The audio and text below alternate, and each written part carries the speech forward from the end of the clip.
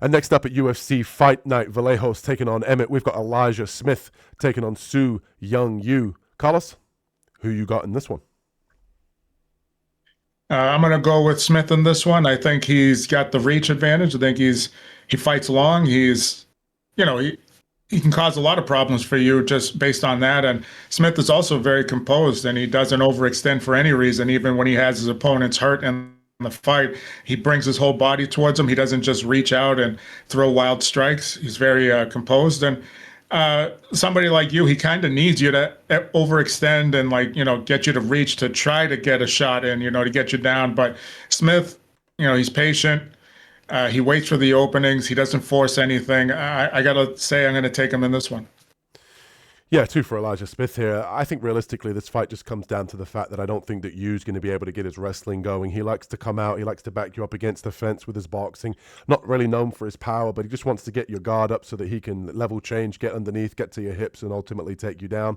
And I think Elijah Smith's takedown defense is more than enough. I think he's a great athlete. He can fight on the outside. Nice jab, nice boxing, nice teeps up the middle as well. And I think ultimately Elijah Smith hasn't necessarily shown to me that he's anything special, but I think he has all the skill sets here to be able to beat you. And I think realistically as well, the height and reach for Elijah Smith is going to play a factor, especially in the striking. You is going to be looking to level change. Smith's going to be throwing uppercuts. He's going to be paying the price of admission every time he wants to collide into the pocket here with Smith. And I think realistically that Smith is, as the fight goes on, he's going to build in confidence. He's going to be able to pepper you with the jab. And ultimately, I think he's going to win a unanimous decision here. I do think that Yu is a decent fighter. I do think that his cardio and his wrestling is definitely a formidable skill set, but I just don't think he's going to be able to take Elijah Smith down consistently, hold him down and beat him up and do any ground and pound, because I think Elijah Smith's just going to be too slippery for him to be able to get a hold of.